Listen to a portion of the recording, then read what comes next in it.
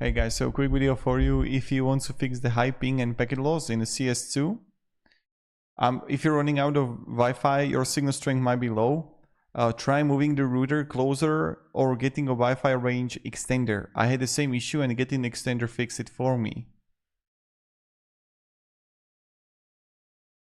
So this is the thing that you can do, but I don't have the solution if you have the Ethernet cable.